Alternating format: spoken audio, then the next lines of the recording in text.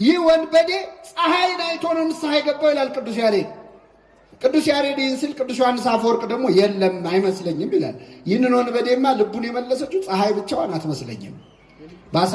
በአራተኛው ክፍለ ዘመን የነበረው አፈወርቅ የተባለው የቤተ ክርስቲያናችን መምህር ምን ይላል? ይህ ወንበዴ ልቡ የተመለሰው በጌታ ንግግር ሳይሆን አይቀርም። ጌታ በተሰቀለ ጊዜ መስቀል ላይ 7 ቃላት ተናግሯል። የመጀመሪያው ቃል ምንድን ነው? አባት ሆይ የሚያደርጉትን አያውቁምና ይቅር በላቸው። ይገርማቸዋል። ክርስቶስ የሚያደርጉትን አያውቁምና ይቅር በላቸው ያለው ገና መስቀል ላይ ያለ ነው። ከኔ ጋር ናችሁ?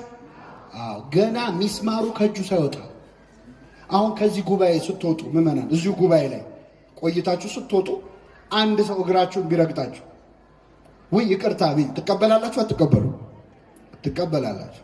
ግን እግራችሁን ረግጦ ጭፍልቅ አድርጎ እያሸ ይቅርታ ቢላችሁስ ትቀበላላችሁ? መጀመሪያ እግርን ከእግሬ ላይ ምን በል አንሳ። ክርስቶስ እኮ ሚስማሩ ከእጁ አልወጣም። ገና እኮ የሾህ አክሊሉ ልቡ ድረስ ይሰማዋል። እያመመው ነው። የሚያደርጉትን አያውቁምና እኛ እኮ ይቅርታ ካረግን እንኳን ካለፈ በኋላ ነው። የዛሬ 10 ዓመት ምናምን የተበደለውን ነገር መቼስ ትቼልሻለሁ እንላለን። እሱንም አንልም። በእውነት የወጋ ቢረሳ ይኸው ታውቁታላችሁ። ሲቆይ የረሳው ልጅ መሰለሽ ድንም ነው። ተወቅቶ የረሳው ማብቻ ነው። ክርስቶስ ገና ሚስማሩ ከእጁ ሳይወጣ የሚያደርጉትን ያውቁ። አሁን እዚህ መካከል ይህን ትምህርት የምትሰሙ ሰዎች ሰው ይቅርታ ማድረግ እንዳለበት ታምናላችሁ? እናምናለን። ግን የሆነ ይቅርታ ያላረግንለት ሰው የለም ወይ? የሆነች ይቅርታ ብሞት አላረግላትም የምትሏት ሴት የለችም ወይ? ሁላችንም ሕይወት ውስጥ ይቅርታ እንስማማለን። ግን እገሌ ከሆነ በሱ አትምጡብኝ እንላለን። እሷን ይቅር ብል ሞቼ እገኛለሁ እንላለን። እሱን ነው ይቅር በል ያለ ክርስቶስ። እሱን ነው። ተመልከቱ፣ ክርስቶስ እዛው ነው ይቅርታ ያደረገው። የሚያደርጉትን አያውቁምና ይቅር በላቸው ሲል እዛው እያመመው ነው። አለፈ ብሎ አይደለም።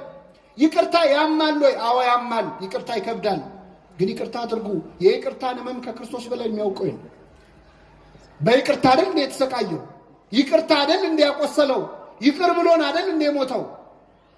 የይቅርታን ኃይሉን መስቀል ላይ ያየ ነው። የሚያደርጉትን አያውቁምና ምን በላቸው ይቅር በል። አሁን ይቅርታ አድርጉ የምትባሉትን ሰዎች አንዳንድ ሰው ይቅር በል ሲል በፍጹም ይላል። እስቲ ልጠይቃችሁ ምዕመናን፣ የበደሉን ሰዎች ምንም ያህል ቢበድሉን አይሁድ ክርስቶስ ላይ ያደረሱትን መከራ ያህል በድለውናል? አልበደሉንም። የክርስቶስ ያህል አልተሰቃየንም። አይ መቼስ አንዳንድ ሰው ክርክር ይወድ የለ። ኧረ የእሱ ይሻላል ይላል አንዳንድ ሰው። ኧረ የእሱ ይሻላል፣ የእኔ ይብሳል። እሺ ይባስ፣ ግድ የለም። ከክርስቶስ በላይ ሰዎች በድለው ይሆናል። አንተ እንደ ክርስቶስ ንጹሕ ነው ወይ? አይደለም። እሱ እኮ ንጹሕ ሆኖ ነው የተበደለው። ግን የሚያደርጉትን አያውቁምና ይህንን የይቅርታ ልብ ለሁላችን ያድለን። ለጠቅላላ እውቀት አይደለም የምነግራችሁ። ይህንን የምትሰሙ ሰዎች ይቅር በሉ የበደሏችሁን ሰዎች ለራሳችሁ ስትሉ። ቂም መያዝ ማለት ምዕመናን ሰው ለመጉዳት ብሎ መርዝ መጠጣት ማለት፣ ሰው ለማበሳጨት ብሎ መርዝ መጠጣት። የምትጎዳው ራስህ ነህ። ለምን ነፍስህን ታቆስላታለህ? እዛው መስቀል ላይ ይህንን ንግግር ተናገረ።